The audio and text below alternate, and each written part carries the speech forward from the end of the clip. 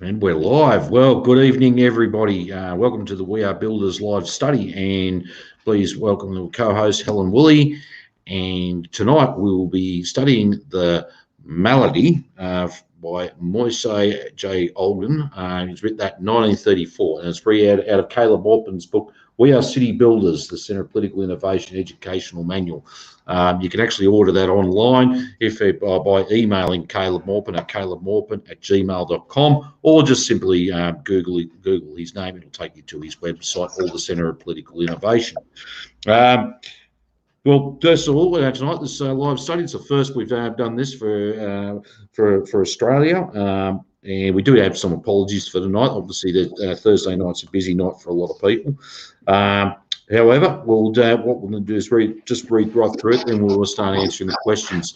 However, please leave if you've got a question or make a comment, please put it in the comments, and we'll try to answer them as well.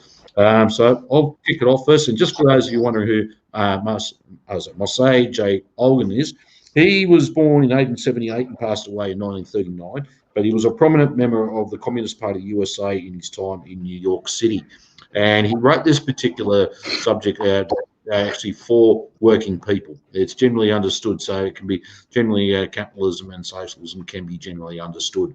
It's straightforward, it's in simple language, and actually I've enjoyed reading it. It comes out of his book Why Communism as well, so it's an excellent read, and I actually recommend it. So I'll kick it off first, and as I said, we'll read for a couple of paragraphs at a time, and then we'll go through. So, the Malady. You are a worker. You have had a job for a number of years. Your pay was not high, but you managed to get along. You were a faithful worker. You never shirked. Perhaps you saved up a few dollars against a rainy day. Perhaps you married and raised a family. You were decent, law-abiding. One nice morning, you are told your services are no longer needed. In plain words, you are fired. You are thrown out. There is a depression, they say. The employer has no more work for you. He cuts operations, or he shuts his plant altogether. While you remain without a livelihood, he goes to his country estate or abroad to have a good time. He does not care to think what will happen to you. You plainly do not exist for the company any longer. It has no obligations towards its unemployed. And yet, come to think of it, you are not a stranger to this factory or mill or shop. You and the like of you have built it. You and the like of you have created all the machinery, all the raw material, and all the fuel which is necessary to run an industry. You and the like of you are the live power that puts motion into the dead matter of every industrial undertaking. It is your blood, your sweat, your muscle, and your brain that is sunk into every piece of goods produced. You have much at stake in this establishment, your whole life. It is yours, more than the owner's. It is part of your very self. Suppose now that when you are told to go, you refuse to budge. Suppose many of you get together and say that you're going to stay where you belong and continue working because this is the only source of your livelihood. Suppose you say you are going to produce for the benefit of yourselves and others. This thought may sound strange to you, yet consider what would happen. The owner, who has never worked and who does not know how to work, would call the police. Most probably, the riot squad would appear. Perhaps a militia would be called out. There would be clubs and riot guns and tear gas bombs galore. You would be clubbed and shot at, and many of you in prison, tried and convicted, for the sole crime of wanting to continue working at the machines and with the materials you and the like of you have produced. Has it ever occurred to you that such a state of affairs is wrong? Take another example. You are a tenant. For 10 or 15 or 20 years, you have been living in a house. You have paid your rent regularly. You have paid off your flat several times over. Your landlord smiled at you as long as you were a good tenant. But now you have lost your job. You have not paid your rent for several months. A sheriff comes, your furniture is thrown out on the sidewalk, you are evicted. Yet you know perfectly well that it isn't the landlord who built the house. It is you and others like you who have produced all the building material and who have actually constructed the house. Besides, you made the landlord rich by our payment of rents. Suppose now you refuse to quit the house. Suppose you band together with your fellow tenants and declare that you are not going to permit anybody to drive you out into the streets. You are a proud American. You will not allow anyone to turn you into a beggar. Again, you would be confronted with the police, with police clubs, courts, and jail. It looks strange, but this madness is the everyday practice of our great and wealthy country. Now, there are some notions that have to be made clear before we proceed. We said that the owner has never worked. You may disagree with this statement. Doesn't a factory owner spend days and days in his office? Doesn't a banker keep office hours? Doesn't he go to the country club and golf links to rest after his strenuous labours? The papers and the preachers and the professors tell you that the businessman is doing his share in production. They even say that he is an indispensable part of the industrial organism. This is one of those incorrect notions that are being inculcated in the minds of our people from childhood on. In fact, the small businessman may still do some work by himself. The grocer works behind the counter. The cobbler works together with his few men. But the bigger the business, the less work remains for the actual owner. What does Morgan know about the operation of railroads and mines and restaurants he controls? What does Rockefeller know about the work in the coal mine or in the oil refinery plant? Remove Ford from the top of his pyramid and nobody will notice the loss. Ford may have been instrumental in working up his business long ago with the aid of numerous engineers and the workers, but he no more runs his business than the man in the moon. Big business, large-scale production of the modern type is conducted by all kinds of specialists with the aid and cooperation of workers, engineers, technicians, draftsmen, machinists, chemists. All kinds of experts are managing the big industrial giants of today. And these are the hired people, while the board of directors and the other big cheeses of the corporation only decide upon policies which produce themselves, mainly to manipulating stock. These people never produce. They could be removed without any loss of actual operations. And yet, it is they who decide to cut down production or to close the plant altogether, depriving both the staffs, the specialists, and the skilled and unskilled workers of their sole means of making a living. Those who do not produce decide for those who produce. As to bankers and brokers, real estate operators and promoters, they do not produce anything essential to human life, although they have the lion's share of control over production.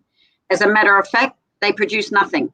They transfer paper from hand to hand. That paper, call it checks or deeds or drafts or shares, it is a claim to the fruits of someone else's labor. Another question is that of bad luck.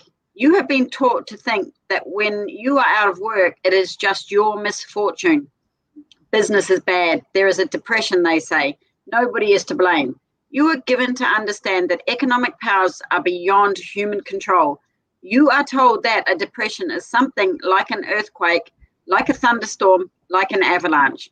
And yet, human ingenuity has learned how to control some of the most formidable forces of nature.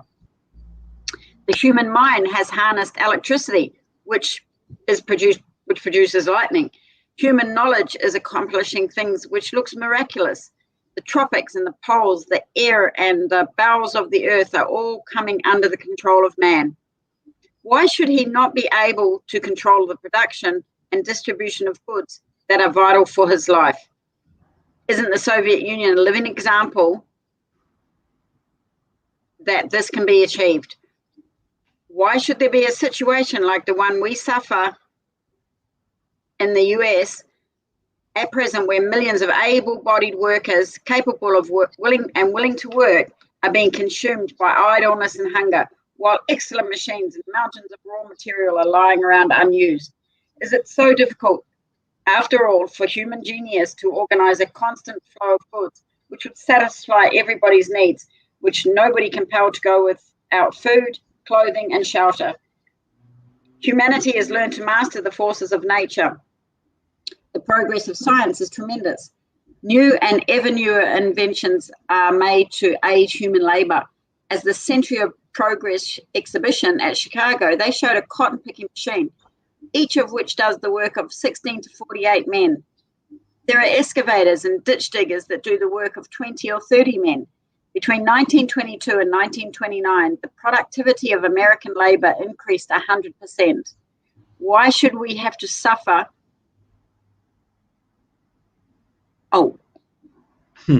Why should the terrible crash in 1929 have to come? Why should we have to suffer those long, weary years of the most terrible crisis in the history of this country? We cannot blame this plight of millions on natural forces. There is nothing natural in such a situation. It is not natural that men should go hungry while the means to produce food are close at hand. It is not natural that a government should order the destruction of 3.5 million bales of cotton by ploughing under the year's harvest on 10 million acres of land in the South, the way it was done by the government of the USA. While so many are badly dressed, it is not natural that there should be poverty in the midst of plenty. It is not natural that milk should be dumped into the rivers while babies are starving. It is not natural that most ingenious means of production and transportation should be rusting away while those who produce them and can operate them are being wasted away by starvation and disease. All this is most unnatural. It is insane. One word about the law. You have been taught to respect the law, which appears in the shape of the policeman or the judge. You were taught that this is justice. Yet, where is the justice of you being thrown out into the street for non-payment of rent? Where is the justice of you being dismissed from the mines after many years of work? When the owner ejects you forcibly from his premises, this is not called force. When you resist, they say you are using force and violence. When the sheriff puts your belongings on the sidewalks, that's law. When you break the padlock and replace your furniture in its old place, that's unlawful. Why is it that violence against the worker is law? I'll repeat that again. Why is the violence against the workers is law and resistance to violence is unlawful? Why is it that robbing you of your only source of life is justice and protesting against this bloody justice is injustice? Something is wrong here too. Apparently, all these notions about law and order, about justice and injustice, about crime and punishment are made in the interests, not of you and the like of you, but the interest of those who use them against you. One more instance. The workers declare a strike. They have been told many times by many fine gentlemen that there is the partnership between the owners and workers, that they must cooperate for the benefit of the industry. When partners disagree on certain issues, they fight out their dispute. Suppose you decide to fight it out by refusing to work. You're entitled to do so under the law. You organize a picket line. You say you are partners to this plant and you want to fight it out with your own employers. The employers try to bring in scabs. You refuse to admit the scabs into the plant. Immediately, police arrive. The law protects the scabs and attacks the strikers. If you insist on your right to keep the plant shut, you are fired at. And the history of strikes in America is one long trail of bloody murders perpetrated by the police, by the law protecting the scabs. There must be something wrong in a law that professes equality of employer and employee, but at the same time uses all its power to oppress the latter in favour of the former. There must be a monstrous lie in the statement that employer and employee are partners to the business and equal before the state. The capitalist state itself is apparently something vicious and cruel, and not the nice and lovely institution of freedom it is reputed to be. We think it is urgent for the workers to look more deeply into these matters.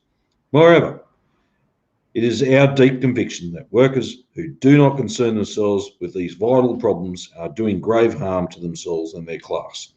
Only when you understand the malady can you find the proper cure. Very good. Very good. Yeah. Very good. Very good explanation of what is still occurring in our society to workers. Exactly. And I mean, you look, even though this was written in 1934, it's still quite relevant. there is a lot of material still quite relevant today. And obviously automation replacing everybody. And it, industry is able to produce more and more, but more people are becoming unemployed. It's not so much and also they're not so much able to pay rent, but also not able to pay their mortgage back. And now we're actually in that area of looking to try and take wages and conditions away from workers now and go on the attack. Why? Because the fact is, at the end of the day, well, one, the workers are not responsible for this crisis, be it from the COVID-19 sort of fast-tracked everything, but this crisis was due. But it wasn't because of workers; it's because of the crisis of overproduction deep down, and no one's able to afford anything anymore.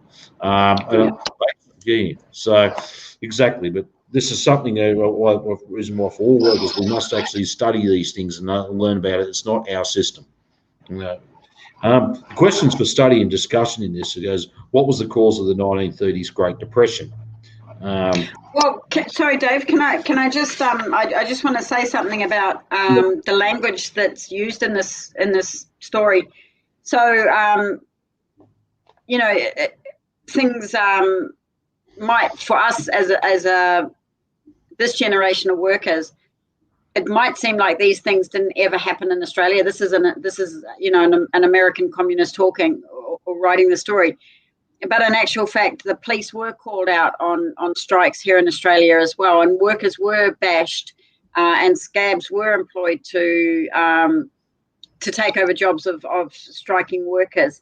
And what's interesting is that the language used when they say "you" and "the like of you," he's describing workers, the working class. The like of you are we're all part of the same class that have to confront these things that capital do against workers. So I just thought I'd make that point. Yeah, no, that's good. That's good because, as I said, some people might think, what's this relevant for us now? And I think it's still quite relevant for conditions here in Australia. I mean, obviously, if workers just go on strike over something that's called unlawful, it's called unlawful, and they have to apply. They have to be union members. The only time they can apply for a protected act or for industrial action is through a protected action ballot order, and that's only through during an EBA negotiation, or renegotiating it for a new EBA. But it was all these legal loopholes, and when we've been talking about the right to strike, well, we've never had it in the first place. But it was only because many years ago the power of the working class was greater than they had the upper hand. They could determine the outcome. But now the power of capital is as the upper hand at this moment, and the working class needs to learn how to fight again and realise that. And also break away from this rampant libertarianism and individualism, and that realise, no, we've only got each other, and all our interests are the same in common, and to advance ourselves. And we can only do that collectively, not individually. And just another thing that I'll say about this book, the story is what I really like about it is that he's asking us he's giving us examples of what happens to workers under this system, and then he's also saying, now consider this. What if we do this? So he's actually giving us alternative ways of dealing with these with what happens to us through the boss's system, and giving us the tool and the mechanism to say, okay, well, what if we do this? What if we don't accept these evictions because maybe the landlord's put up our rent 5 times in the last year and we can't afford it anymore? Exactly. So why don't we put our and we'll band together with the likes of us or our class, and we'll put our furniture back where it belongs, in our homes, which we've been paying off for the last 10 or 15 years as a renter for these people. Yeah. So I think what's great about this is it gives us instances of what actually occurs to workers on a daily basis, and then he's given us alternative ways of seeing solutions to the problem. So I think it's great, this little story. Yeah. Sorry. So do we want to launch into we can launch into questions. I know the first question was, what was the cause of the 1930s Great Depression? Still quite relevant, actually. I think what's also the cause of current economic crises, aka recession, so it's because it's still quite applicable. And obviously that was because so much material abundance was created that and no one was able to buy anything anymore. That that was basically there was a glut in the market. No one's able to afford to buy anything anymore. That caused and it kicked off the crash. So it was actually interesting. I was having a discussion with someone on the phone not so long ago, because I kept saying even in 2008, whatever it's trendily called the global financial crisis. Well, yes, there was a crisis financially, but the fact is, at the end of the day, the underpinning, the primary reason why everything crashed was because there was still a global overproduction. It was a crisis of overproduction. It was on a global scale, and the home foreclosures and the mortgage and all that triggered it off when people defaulted. That's what triggered it. That's what caused it. And I think that's always vitally important, is to pay attention what's primary, not what's secondary so much. Secondary is important, but primary is the most important. That's why it needs study. And unfortunately, I mean, look, I'm going to hit. It's not being nasty or anything, but there are a lot of people out there called themselves communist or Marxist, whatever, still could not believe it. No, there's all these other things that was the cause of it. No, that was the trigger. They didn't see what was primary, and this is where they sort of let themselves lost in all of that as well. They're talking about credit and all that, and Marx clearly talked about fictitious capital in his famous Das Kapital. But I mean, at the end of the day, we still got to keep focused on what's primary at times. Yeah. So what causes overproduction under capitalism? This is a very good question, actually. What was the cause, but what causes it in the first place?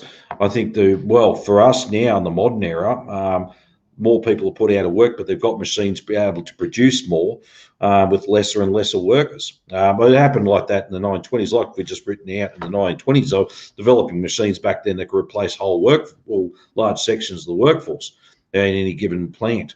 But now we've got a whole automation. They just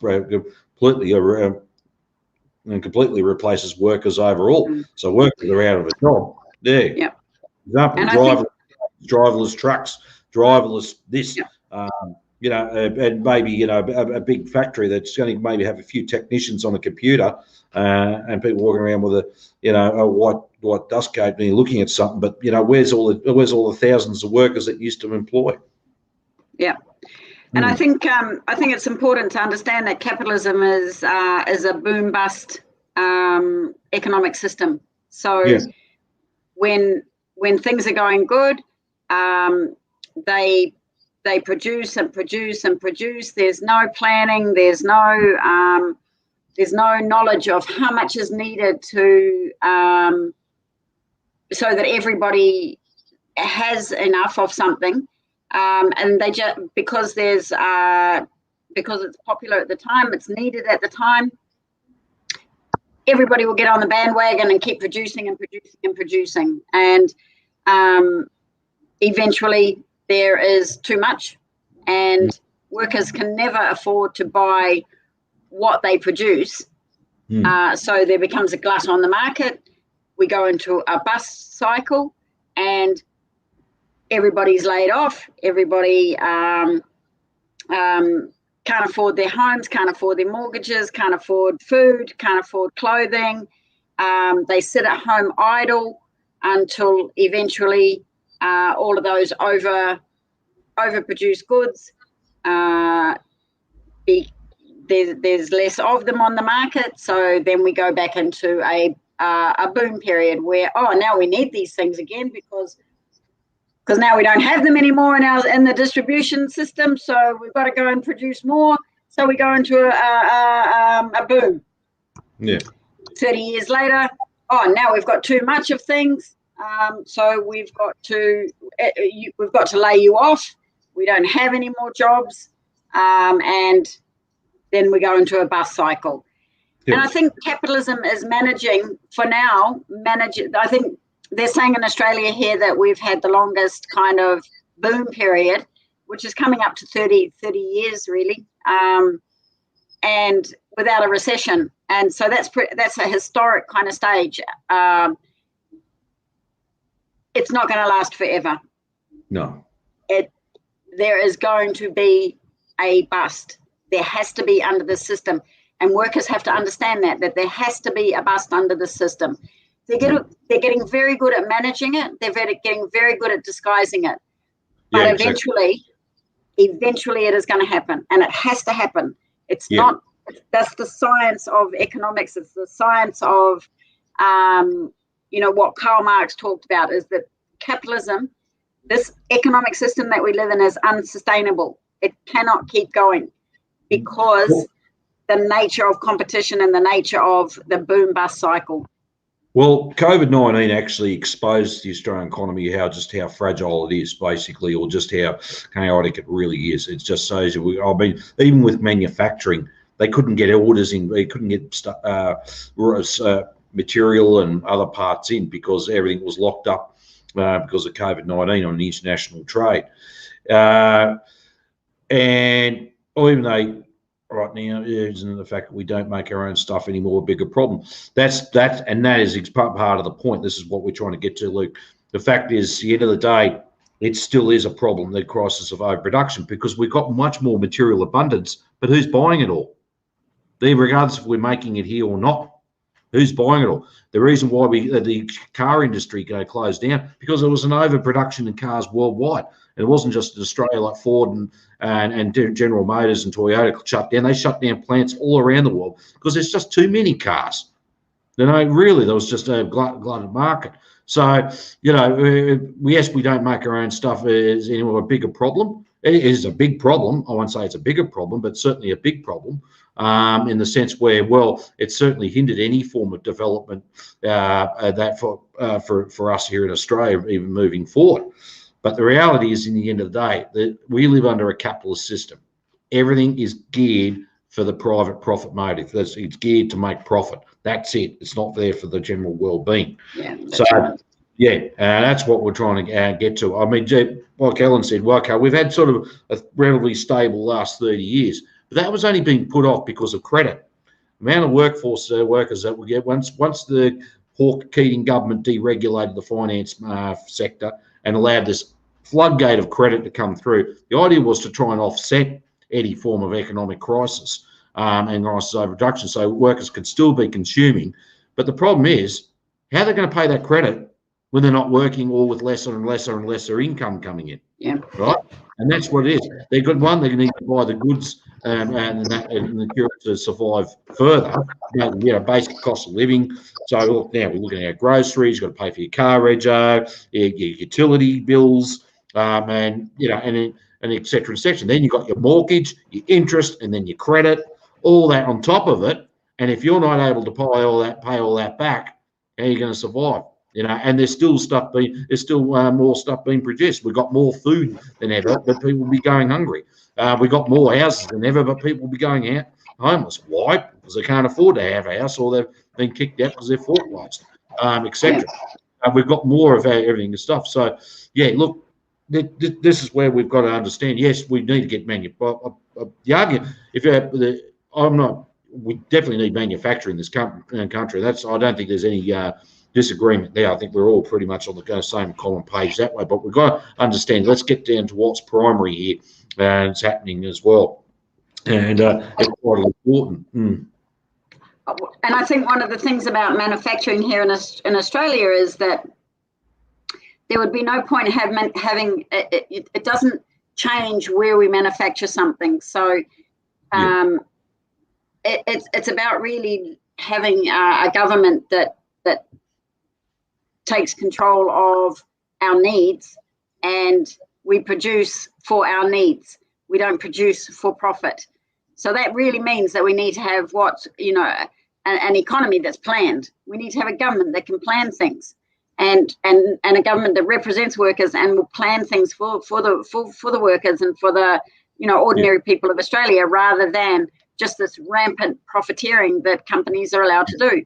And that's causes overproduction. So yes, we need manufacturing here in Australia. Australia is a very wealthy country, could produce everything that it needs here in Australia. But they take things offshore because it's profitable, and they want to produce as much as they can for as cheap as they can. So they do that. They take it offshore, and then we get overproduction. Workers lose their job. We can't pay. That's the boom bust cycle. We have to always remember that this is a boom bust cycle, and it is always caused by overproduction.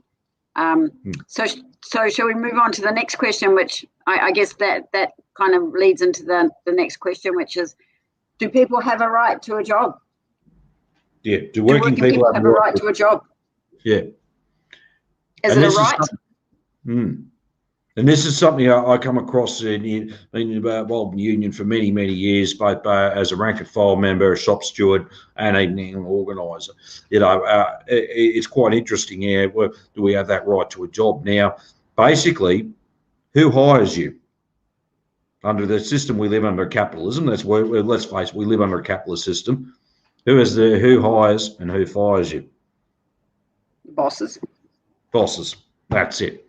So, and that's going to be a question. I've had this many discussions with many people over the years, about our right to a job under capitalism. Okay, it's fundamentally, yes, we'd like to know, we should be able to demand. That's what we want. It's always been a big key demand: full employment or secure employment or job security, whatever way you want to entitle it.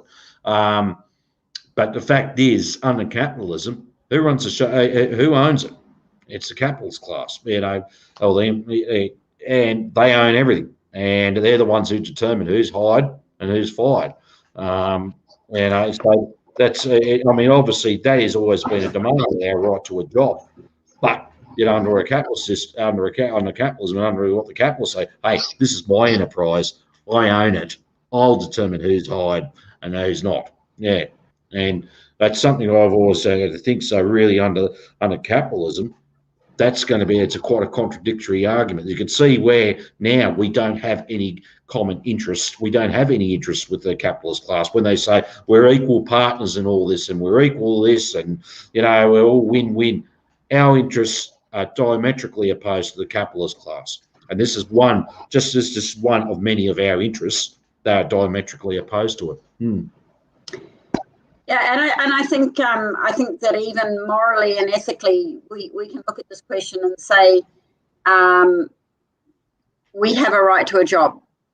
In fact, unemployment should be considered a crime, and not only do people on the left think that, but even people on the right think that. There was a comment made by Lord Snowden, who said unemployment is the greatest crime of the 20th century, something to those effects. So even people, reactionary, money-hungry capitalists recognise that unemployment's a great crime. Cecil Rhodes said that the way to stop your own people rebelling because of the injustices of and the poverty created by this economic system, he said, better that we go overseas and exploit those places and make our working class a little bit wealthier so that we can stop them being rebellious. Being unemployed is going to create rebelliousness. It's going to create riots. It's going to create poverty. And so people will rebel. And this is what they're the most afraid of. But ethically and morally, unemployment is the greatest crime that you can come across. Every society, up until the economic system that we live in, this capitalist system, every other society has provided jobs for people. Everybody has worked. Yep. And it's only under capitalism, because as you say, Dave, there's that element of private ownership of production, and therefore they get to decide who's going to work. They get to decide when we're going to work. and they get to decide ultimately when we're going to get out of work as well, or the economic system does. But you know, the right to a job is a human right. It's not just you know, it's a human right, and we should keep that in mind as the working class when this next depression or recession occurs. We need to say to ourselves, this is not, we didn't create it. First of all, we didn't create it, and secondly, we have a right to a job. Yep. And we should fight for that. A good paying job as well. And I mean, like we should be actually aiming for good paying union jobs again too. And that's actually during when some out there were remnants of yesteryears and how we lived well and all that. It was because of the back of organised workers in unions struggling and fighting to have those rates and conditions in the first place. It wasn't just given to them on a silver platter. It wasn't up to a kind-hearted capitalist. Sorry to use that term, out of the ragged trousers philanthropist, but yeah, it wasn't up to a boss. It wasn't up to a government of the day. It was the actual workers themselves that had to fight for that and to get that and have that implemented as well. But the right to a job, I think that's always been a key demand for us. But however, as I said, at the moment, who rules us? It's a capitalist class, really. You know, people say, "Oh, government, this." Yeah, but the current style of government we've got is basically executive power for the capitalists. Who's going to look after the executive administrative control of capitalism? And that's why we tend to vote for. That's why it's vitally important. And I mean, we'll keep we'll probably no doubt talk about this a lot further. Is that we need a government of action that fights for working families. That can actually, when we're talking about a right to a job, and Luke, and as you mentioned about making our own stuff here, well, that when it's where all the major industry, the banks, the railways, communications, etc., are back on the public ownership, and everything's organised around a central plan. That way, we are able to plan things properly under the system, under a different system. Where that's called socialism. It's under capitalism. You have the anarchy of production and the rule of profits. Where we were fighting for a system where the profits no longer rule or will reign supreme. And that's where we'll look to doing that. So the next question playing, actually, it's interesting because this flows into the next question here. Do working people have the right to housing? Now, that's always something always very dear to everyone here, being in Australia as well, about owning our own home. I mean, it's always, you know, it was ingrained in us since we were young children, you know, about growing up and eventually having our own home and all that, and having that sort of sense of security as well. Yeah, a place that we call home. Yeah, and very interesting that you know, under the media tells us that that this is the best system that we can possibly have. Socialism doesn't work. It's failed in every country that it's been tried. It doesn't work. And yet here we are in the 21st century, and people can't afford their own homes. Young people cannot afford their own homes, and yet we're told that it's the Australian dream and that it's what we all should aspire to. But we can't afford our homes. We can't afford to pay bills. Everybody's under mortgage stress and so on. So it's a contradiction in and of itself that the system says that it's the best system in the world. It's the best system that's ever been created, and yet you can't have a house because investment and profiteering is paramount, and so that pushes the price of houses up, and nobody can afford their houses anymore. So, but is housing a right? It falls into that same category as jobs. Yes, people have the right to a home. Now, it doesn't have to be a home that is that workers should have to pay for. We should have the right to a home regardless of whether we can afford to buy one or not. And our government, because housing is not profitable, our government relieves itself of the responsibility to provide housing for its population, and shifts that onto private enterprise and private business. Because, as you said, Dave, the government represents business. It manages business for the system, or it manages the economics for the business community. And because housing is not profitable, they shift it onto the business community and allow them to develop our communities, our housing, and so on, and pay them probably quite handsomely to do so. And that's another thing about jobs and about housing, is that these businesses get so many subsidies from our government, from taxpayers' money to prop them up. Yeah. It's not a free market. It's not a free market economy. Without the interference of government, those businesses would go bankrupt. They couldn't survive. So we are paying not only to buy things that we can't afford, but we're also paying out of tax dollars money to prop these businesses up that are making all of the money in the first place. Mm-hmm. It's a ridiculous, archaic system. That's right. That's right. And what's interesting, because they're talking about trying to start another housing boom and that, but I'm questioning, who's going to be able to afford all these, afford this house now, especially now with wages are under attack even more so than they have ever been, and conditions as well, and also a lot less secure work there. So how do they expect, especially young people, to go out and buy their own property or their own house? And so they're going to be building all these houses. And interesting too, you look at our capital cities, the amount of apartments that are standing empty there. A lot of commercial space is empty as well. And it's just sitting there, but we've got a homelessness. We have homelessness on a huge scale too. It's not just people living in tents or on the streets out in there. They're also living in their cars. They have to be mobile.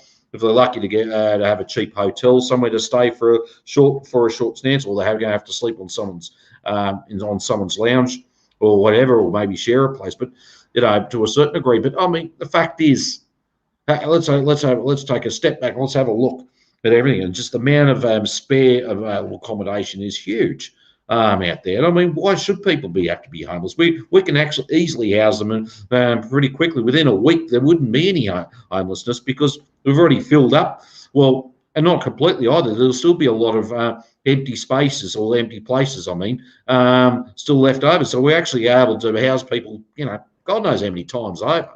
But this is just the whole craziness of the whole thing. And the reason why this happens is because under capitalism, everything's commodified.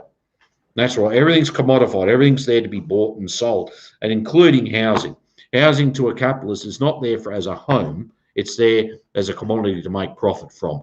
Otherwise, it wouldn't have been built in the first place. And that's the thing. So everything we buy, or everything that we need, is commodified, and that's one of our house is a commodity under capitalism. Because I mean, basically, if it wasn't, then it wouldn't be built. That's why everything's built for it to make profit from. So and also continue the capitalist system in some, especially in the construction era, and that's why they keep doing it. But if they can't make profit from it, it won't happen. And actually, sorry, I did make a mistake earlier there. I was saying that housing's not profitable. What I actually meant was that social housing is not profitable. So the government won't build social housing because it's not profitable. They shifted it into the private sector. Many years I grew up in New Zealand, lived in a state housing, and at that time there were loads of state housing, which meant that people were paying cheap rent to the government, and housing it was affordable, and you didn't need to worry about owning that home because the government owned it, and you paid rent to the government. And it makes sense.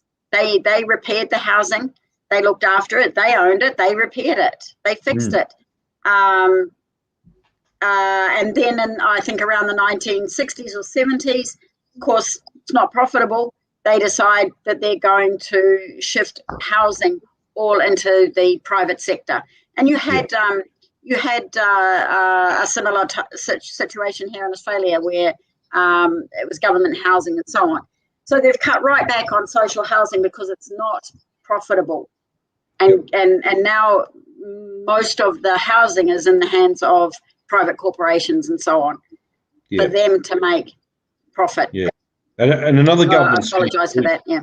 Yeah, that's all right. Because another government scheme we had, many states had this in here in Australia. Like, it'd still be government housing or public housing, but you could actually arrange to pay it off and be your own within a set amount of years, from a 5 to a 10-year period at the very most, but 5 years, because the conditions at the time gave you the ability to do so. You had a full-time job.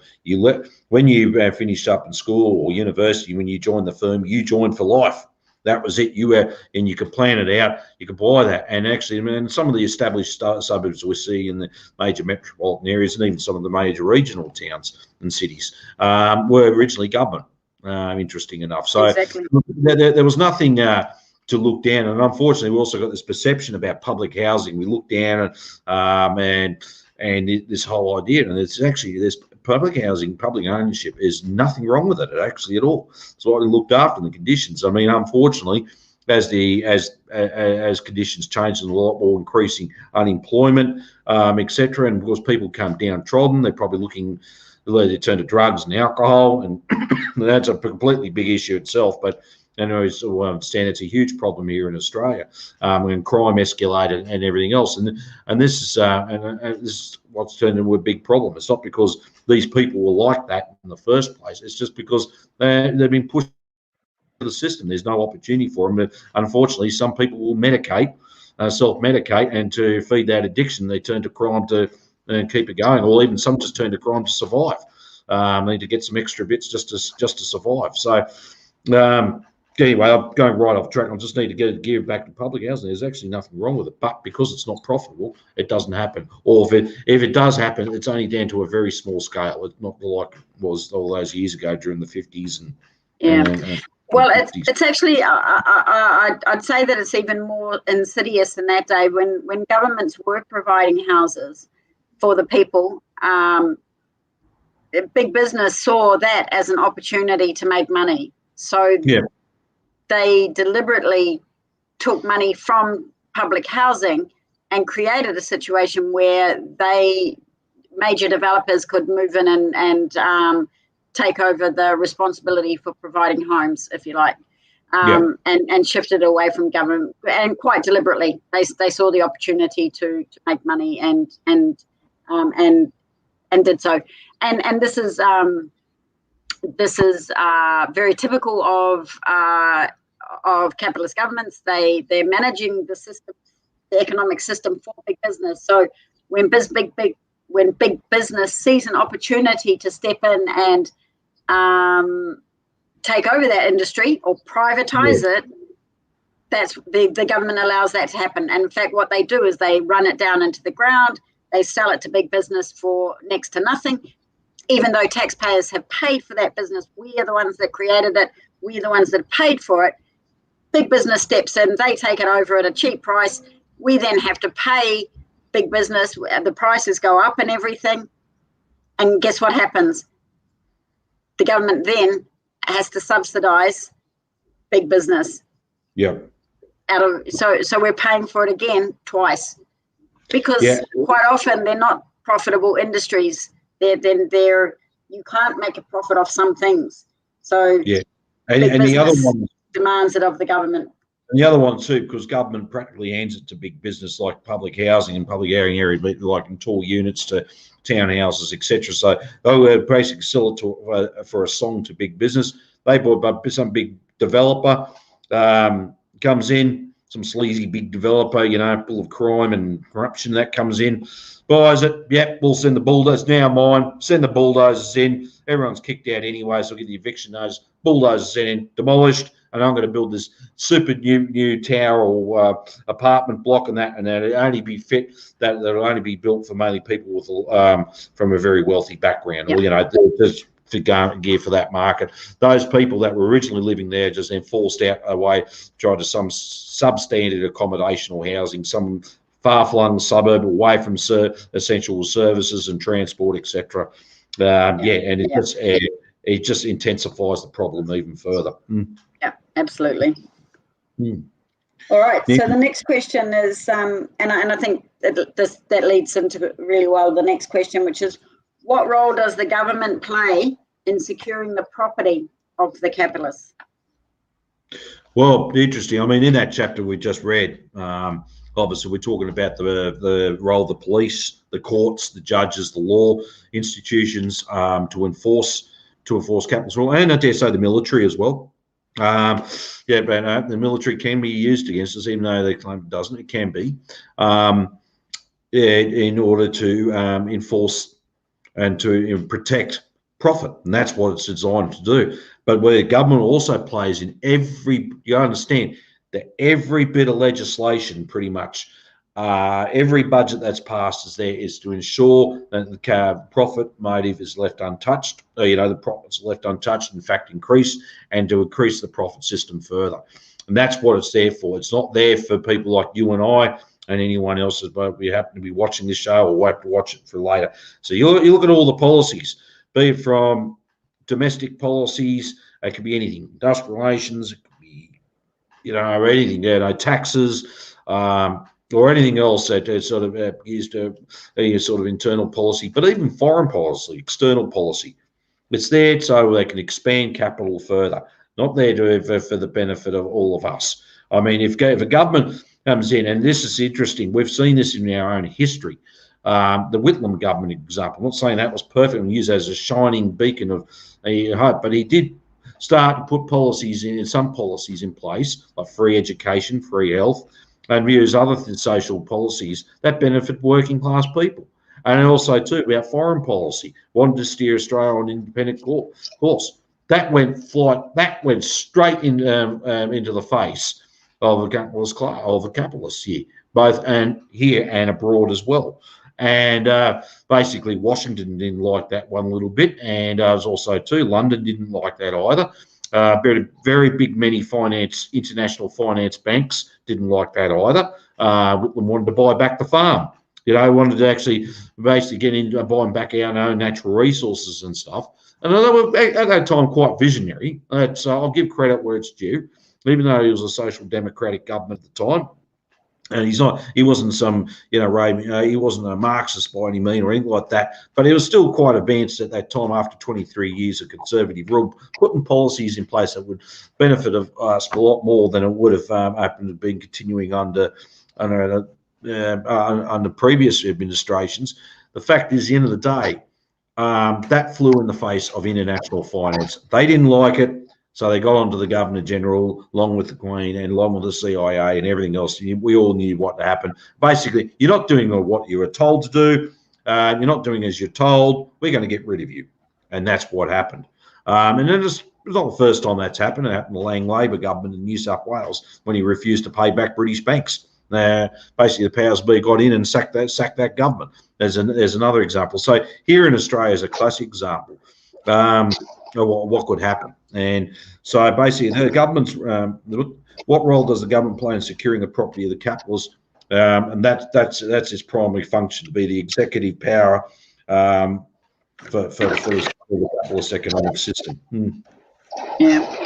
And I think also the ideology behind private property is that private property is more important than people. That the defense of private property is more important than people.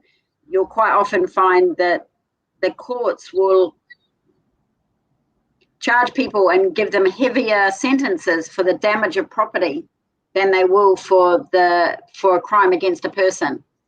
And we could say that most, particularly the crime against women of rape or even murders of women, they don't garner as much of a fine as if you were to burn down a factory. If you burn down a factory, you'd go to jail for a long time.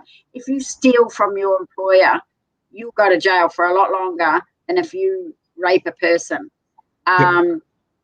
So the crimes against private enterprise or against private business is the worst crime you can commit.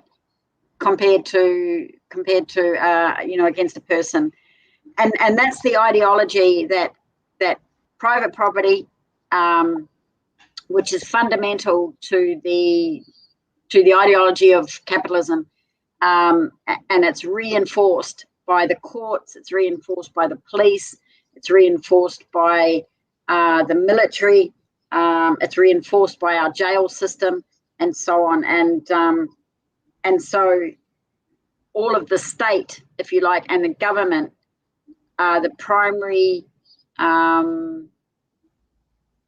architects of ensuring that private property and the property of capitalists are protected. That's right. And that's what they do. That's their fundamental role. We think that the police are there to look after, to protect us from each other, or they think that the police are there to protect our property. They're not. They're not there to do that at all. They're there to protect private enterprise and private business. And I think that leads really on to, if we examined our prison system, we could see the role of the police and the role of the state in protecting or actually using prison labor to prop up the system as well, cheap labor and so on. It's probably not as pertinent in Australia, but certainly in the United States, the prison system is so people are imprisoned for minor crimes in the United States, and then private enterprise contracts that labor to go and work for them. Instead of paying them a minimum wage, they get paid a prison wage. They're doing the job of ordinary workers that workers should be doing, and yet the prisoners are going to work for $1 a day compared to $5 a day, if that's the minimum wage, whatever it is. So the whole system is geared up to protect private enterprise. It's geared up to enable them to continue to profit from the labour of the working class, and the government is complicit in it.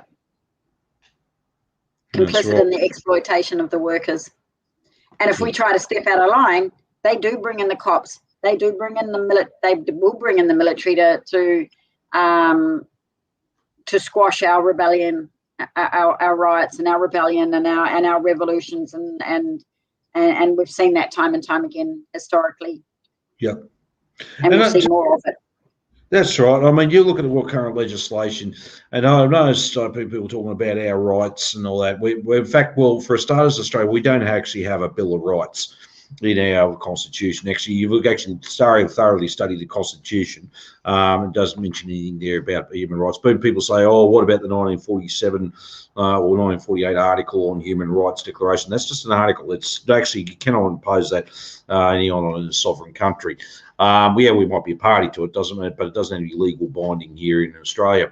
Now, the fact is, you look at the legislation, for example, trade industrial legislation geared to basically hamstrung unions big time, really tighten the ropes around them. I mean, if workers go on strike just for a simple demand without having to go through the process, they are now liable for large fines.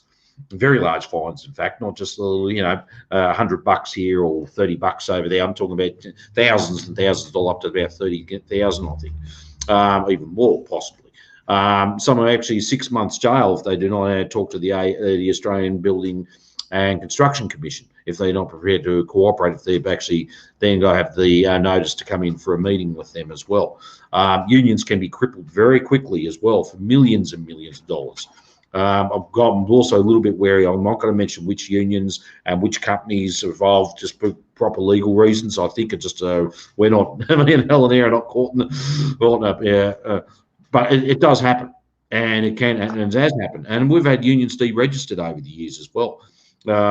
Some have managed to get re-registered, some never did, because they literally because they wanted to have the ability to fight for their members, and those were and which they did, and they were very effective unions. So basic legislation is geared there to actually to smash any form of working class organisation. So being in a trade union, it's interesting when workers say the unions don't do much and do much. It's because half the time they're hamstrung.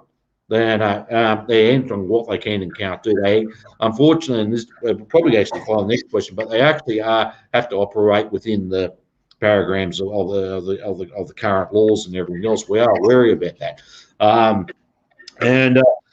But as they're done deliberately, tie the unions into the system. So basically, that then will actually curtail the ability of workers to organise and able to advance their interests further. Because if they start advancing their interests further, that threatens capital, that threatens profit. That's what happens, right? And I'd like a little question I've got for people who haven't. Maybe wake up later on, watch the show, because I believe they oversee comrades as well. But what determines wages and conditions? Right? What determines wages and conditions? It is the relative strength between two classes, capital and labour. And whoever's the stronger will determine the outcome, right? In the 60s and 70s, especially after 1969, after the Jane Clary-O'Shea, which was released, that's when we came to a close to a nationwide general strike. But the power of the workers was huge back then, and throughout the 70s, right up through to the early 80s, they were able to achieve many things. A 4 weeks annual leave loading, eventually very proper long service leave, eventually a 38-hour week by 1981 with RDOs, and so on, and able to achieve these things. And it's not just pay and conditions either. Also political gains as well, fighting apartheid in South Africa, green bans on our natural and built heritage, and also the moratorium on Vietnam and everything was because of the power of the working class. The capitalists knew this, so they had to do what they had to do right up to pretty much now a death of 1,000 cuts, a little bit at a time, wear it back, take it back, and from stopping groups of workers from supporting each other through secondary boycott provisions, right through to now basically just curtailing power of workers as overall. So this is the role of successive governments, regardless if it was Liberal, Labor, they did it, and did it as well, and secured that property of the capitalists, and they saw that. Because if it was allowed to continue, then the profit system itself, capitalism, would have been under threat, would have been put in the big question of its existence. And that's what the capitalists are afraid of. Yeah. Absolutely. So what is the difference between syndicalism or workers' cooperatives and socialism? That's an interesting question, that. Yeah. I think that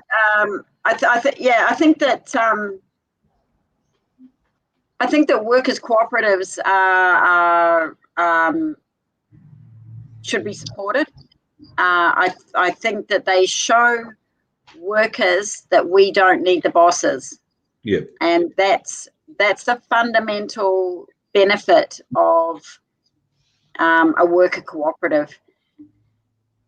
But the difference between that and socialism is that the worker cooperative is working within the capitalist system or within this economic system, and so it's limited as to what it can achieve. It may be worker run. It may everybody on pretty much the same wages. The profits are distributed amongst the workers, or they'll use the profits for the benefit of the workers, reinvesting and so on. But essentially, they're working in a capitalist system, and it makes it very hard for them to break out. And it's not socialism.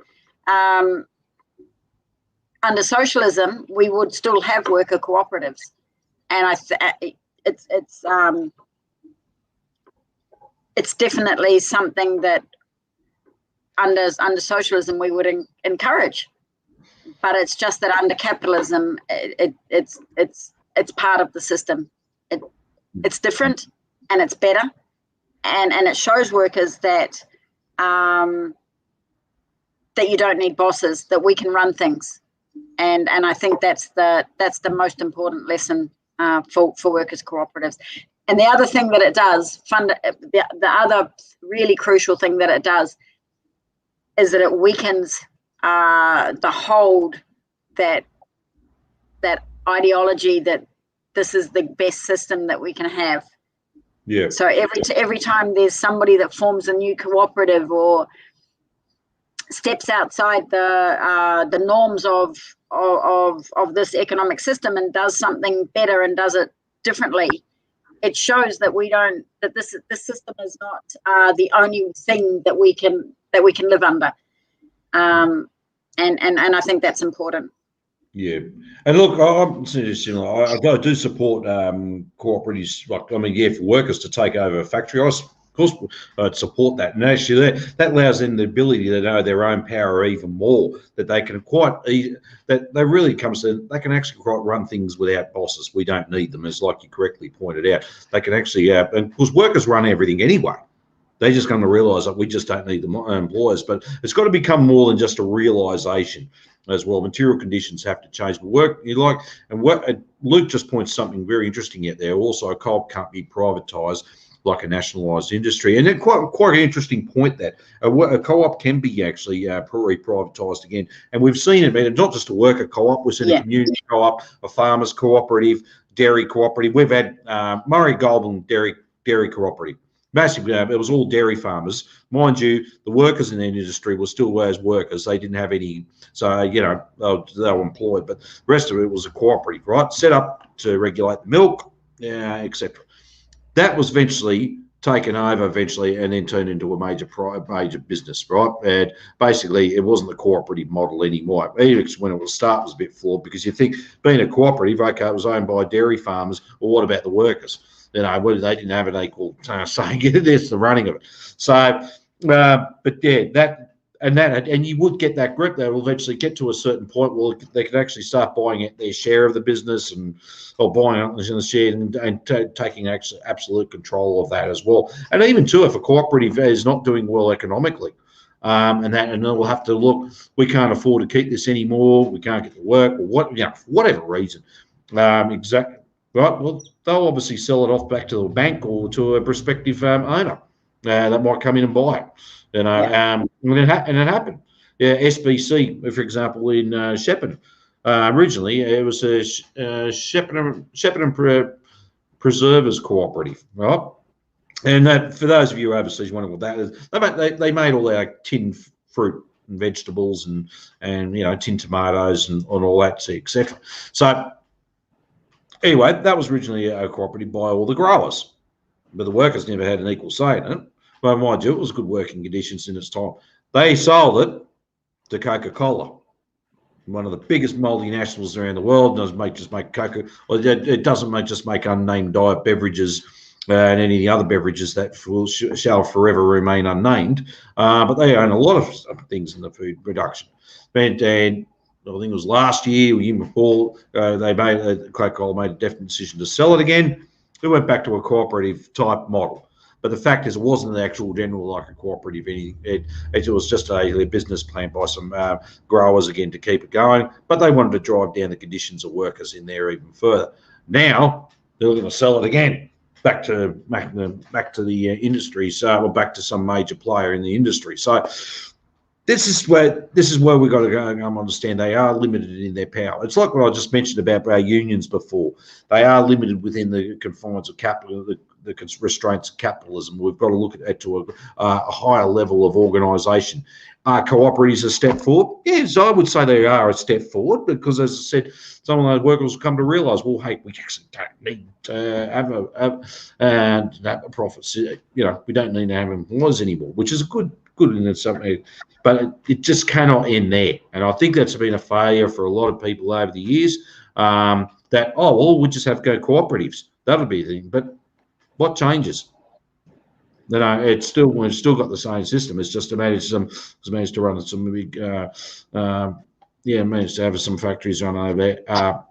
their control for the time being, and that's only for a time being as well. I mean, look, as I said, I'm still quite supportive of a lot of cooperatives out there, and also I want to give a big shout out to Earthworker, because I've been very supportive of everything over the years, and I think they're doing some great work there, and they're actually having this serious discussion themselves, how not to become a privatised, example. How are we going to keep it under workers' control and advance forward to a higher level of society as well? So they've got some good people in there trying to do some work, and they've been up against incredible odds to get through over the last 20, 30 years they've been in existence. So, look, a big shout out to the guys in Earthwork. I think you're still, still doing some good role there too. So, but is that the solution? Is that the end goal? No, it's not. It's obviously we want to get all the industries, the banks, everything else under public ownership and organised around a central plan where profits no longer are no longer in command,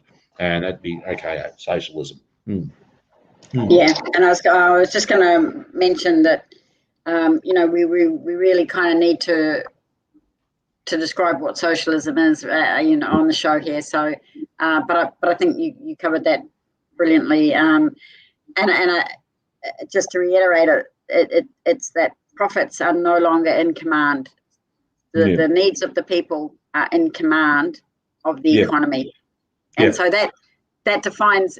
If you had to say anything about what socialism is, I think that's the best description that I've ever heard of it. Sure, we could talk about housing for everybody. We could talk about jobs for everybody. That doesn't define socialism. That's what socialism will achieve. But to define socialism so everybody can understand it is that profits are no longer in command, and that's the key thing. So that's people are in command. The jobs are there for the people. Everything is done. We have a government of action that fights for working families through a system of a planned economy where profits are not in command. And so how do you get it where profits aren't in command? Well, the people have to fight for it. They have to raise their level of consciousness. They have to be aware. And I guess this is the thing that worker cooperatives don't necessarily do. They don't as you said, Dave, they don't take workers to a higher level of understanding. They don't increase the understanding of class consciousness. So we have to be fully aware of our position in society as workers. We have to be conscious of the fact that this economic system does not work. It's fatally flawed, and it doesn't work for the workers. It doesn't benefit the workers. We are the one that create the wealth. We are the one that creates everything in this society. We don't need the bosses. They need us to make profit. We don't need them for anything. We have to understand that. And as a class and as a group of people, we have the power to change things. And when we realize that, we can go a step further and say, well, what are we going to change it to? What do we need? How are we going to make it better? So the first thing we need to analyze is that profit is the thing that is primarily the thing that is stopping the advance of humanity. Some people are earning it. Some people are stealing the wealth of the entire people and keeping it for themselves. And the entire and we the workers are getting a tiny proportion of it. That's to keep them going, not to keep us going, to keep them going. So how are we going to change it? Well, we have to reverse that. We have to say, well, we're going to take from you all that you've stolen from us, and we're going to use it for the benefit of the people. All we're asking is that, as socialists and communists, we're saying, well, let's just reverse things. They've had their wealth. They've had their day in that position of strength. Now we're going to reverse that, and we're going to be in a position of strength. We're going to have the wealth that we create anyway. We're going to use it for our benefit, for everybody's benefit. That's right. And I think cooperatives don't see things, they don't see it that way. So that's their limitation, is that they don't take it to the next level. Yes, right. And look, I think that's most important to our struggle for it, Iceland. It's not about destruction. It's not about destroying. It's about building. That's why we are the builders Like we're not into, we've had people out there on the left, and all they want to do is smash, smash, smash, and destroy, destroy, destroy. No, that's not any. Creating destruction is not going to advance working class people. Working people in general. And I think, for us in Australia here, this should be a great discussion. How then do we build our form of socialism, or socialism with Australian characteristics, basically? What's it going to, it's not going to be identical to anyone else around the globe or what history shows. It's going to be something very distinctive for our own, to our own country and to our own needs as well. And I think that's something we're worthwhile to begin that discussion. We do need some sort of plan to get there. What's the plan we're going to need to put in place? And I think when Caleb Morgan wrote this, and he's talking about his 4-point plan, one, we need a government of action that fights working families, and look, that resonates amongst common working people. I think, yeah, we get that. And then we can actually too have a nationwide rebuilding Australia, new construction projects that we can mobilise the unemployed to build all these things, and also mobilise the unemployed, to re-green our country again. We've decimated our environment big time. Wouldn't it be a great thing to actually pay good paying jobs, union jobs, mobilising population of re-greening and putting forests back in place again? With everything else, start building it back up our natural environment as well, along with our built, and also protecting our built environment as well. And so, yeah, and also, as I said, good large-scale projects, high-speed rail. We've been talking about this for the last, God knows, ever since I was a young boy, on the East Coast. But why aren't we able to take high-speed rail? You should be able to get from Sydney to Melbourne very quickly, within a couple of hours. It's not going to have to fly very polluting planes all over the place. High-speed rail, we can do it. And I mean, one thing we're talking about when bringing manufacturing, this is where we can actually build a solid economic base that benefits working families and working people overall, and that benefits society. High-speed rail, proper internet and high communications. I mean, look, let's face it, everyone, our internet connections here, or our internet systems here, is shit compared to some other countries. I mean, I dare say I was in Indonesia over about 7 years ago. I went mountain climbing in Lombok, Indonesia. But even when I was recuperating, it was a heck of a trek. And their internet was a lot faster than when ours was. I'm not trying to compare with oranges with apples here, but you think that people think, oh, yeah, Indonesian, developing country, poverty and stuff. They have better internet system than what we do. I mean, ours is a complete joke. I mean, we should be actually able to talk about manufacturing, developing renewable energy, which is a major thing. This will be another large-scale thing, employing everybody involved. And we should be able just to not rely on fossil fuels. We should be actually able to develop our own electric vehicles ourselves without having to put a stupid $5,000 tax or whatever a state government is, and then also get hindered by a federal government. It should be a government of action that will actually build these new industries again and utilise everyone's current skills, enhances everyone's skills even more, but utilise all this. And so some great planning, and also plan what we're talking about, housing and everything. Then we can also to plan where housing out, even in regional areas where they can go from some proper planned expansions, not just ad hoc, we just build everywhere and they will cram everyone into a major metropolitan area. We can actually plan it out and have an interconnecting high-speed rail and everywhere. So you can actually, even if you want to live here, say where I live in Bendigo, commute and be within half an hour into Melbourne if you want for work like that, and go and come back. I'm just showing those out as examples. And we've got to look at that, and also how other parts of the plan, how we look at also from the re-greening side of things, how we deal with our water as well, and a proper plan around that, and not being just drained out, dammed and drained out of our rivers. We can actually properly use our water resources and everything. So, I'm just throwing that out there for everyone to start thinking about that and start thinking how we're going to start moving forward in that direction. And I know, look, but those that are on the left, I'll just use that as a general one. Those, especially on the more radical extreme left, they're talking about violence and and that. Look, we're not advocating for that, right? Proper Marxists that advocate for peaceful change. And Marx wrote it, Engels wrote it, Lenin wrote it. The thing is, we don't want to start advocating. Be careful what you wish for, because it will be granted, right? And the fact is, people who have been through violent revolutions are not very pleasant experiences at all. The thing is that those violent revolutions were imposed on them from the start. They were actually going to be killed if they would act pretty quickly. So, yeah, we're here in Australia. No, we should look at a peaceful change as well as much as possible. So I just wanted to throw that out there too. Fine, disagree with me, that's fine. But I just think you always be careful what you wish for there. We're not advocating for destruction, and that we're advocating for building. Yeah. Sorry, I didn't mean to put there. went off subject, but okay.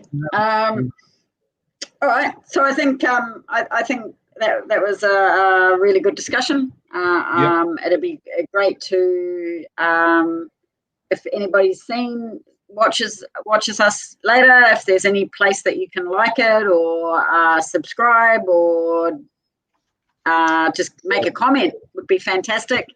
And we're going to run another one of these.